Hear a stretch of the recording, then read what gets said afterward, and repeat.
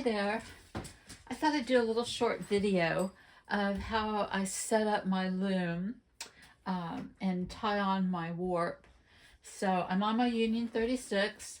I have threaded my heddles and threaded the reed, so I'm ready to go. And these are like the 2-inch sections, and I've split them up into 1-inch. So there's about 12 threads in each bundle, or about. And I pulled these so they're all similar tension. Now my carpet roll, or my cloth beam, I don't use a canvas. My loom didn't come with one. The previous weaver didn't use a canvas. So all I have, this is like a clothesline cord, and there's like a little nail here, and my I doubled the cord, and it is kind of looped over that nail, and then I put some tape over it just to keep it from moving around, and then I wound around the cord. So I don't, like I said, I don't have a canvas on this loom. I have another loom that has a canvas, and I don't really like it. So that's up to you. But I do, when I put my warp on, I lash on, and I find that it's a lot easier that way. So, oh, and the other thing is that my apron rod is oak. And so, if you go to the hardware store, they have like dowel rods, and those are a softer wood and they will bend on you. But the oak is really sturdy, and I don't know how thick this is. I imagine it's about 3/4 or an inch thick. So I have a metal apron rod on my other loom, which is fine, but it's so heavy that if I accidentally let it go, it drops to the floor immediately. So so I'm gonna lash on, and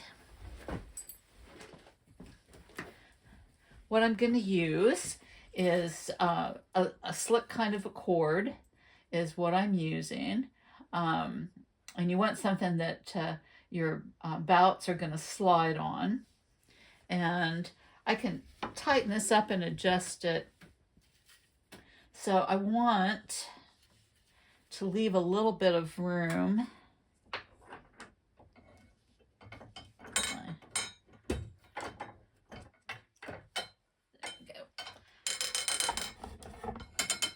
I need to leave a little bit of room here so that I can do the lashing on. I don't need to leave a huge space. And hopefully all my bouts are about the same length.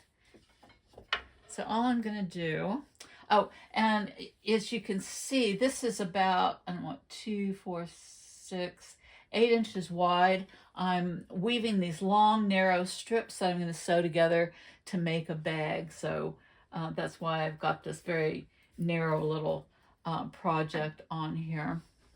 So let's take a length of this, and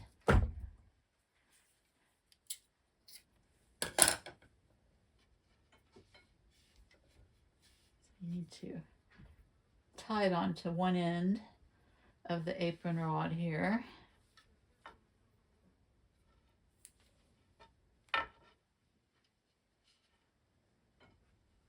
So that I won't slip.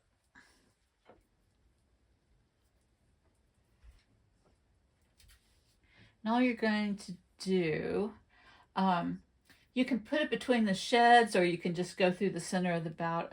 Doesn't seem like it really matters. So I'm going over and under.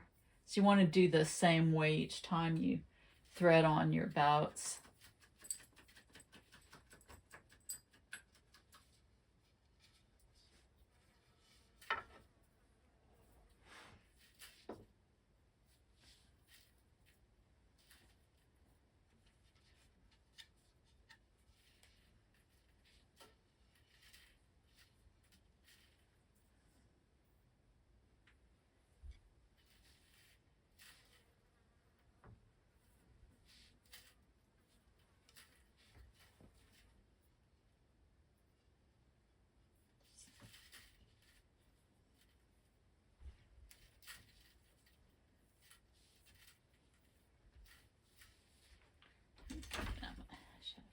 So I don't think it really matters. So you can either, I had been going like between the sheds, but you can also just go between the middle of the bout. It doesn't seem like it makes any difference one way or the other.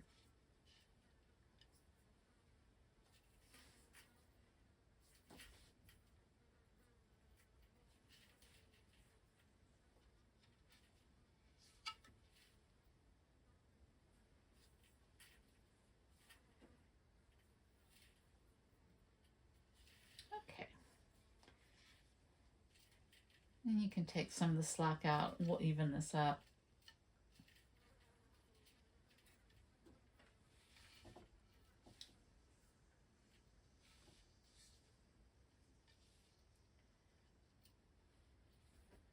Just tie this off. The hardest part for me is actually tying a good knot so that it doesn't come loose.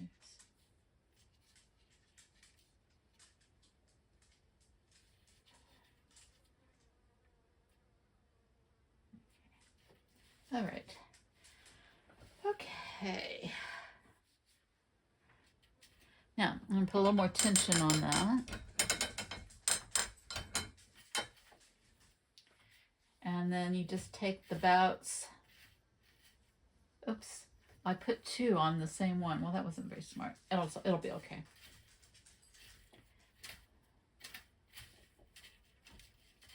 Well, that one's obviously looser.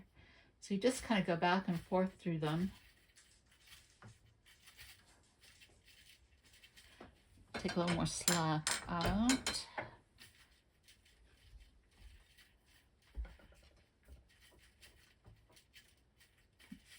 Feel here, let's go one more time.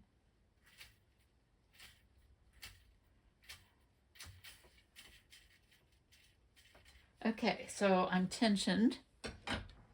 I can make it a little tighter. Check and make sure that I have a good shed and I haven't messed anything up. So the only thing I did here that I don't really like, but it'll work, is I accidentally put 2 of my bouts on one loop. And you can do wider sections. You can make 2-inch wide bouts, but. And then I have a bag of rags that I just use for evening out my warp. So you want to do 3 passes without beating.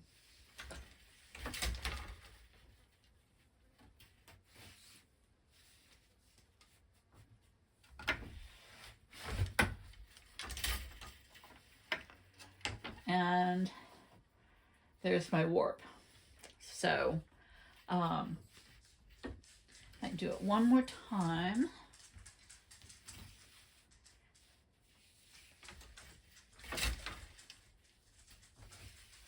Oh, about just enough for 3. And I like to have a real firm base when I get ready to start weaving my selvage. So no matter what you're weaving,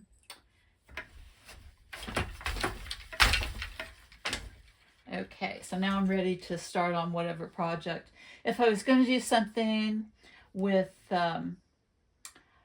fringe, then I'd want to allow for the fringe with waist yarn before I started my selvage. These bags that I'm making, they actually have a sewn end on them, so I'm going to start with that when I start my project.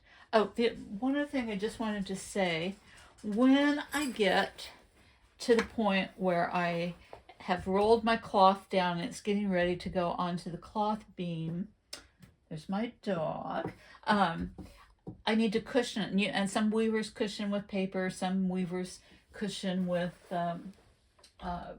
pieces of mini blinds.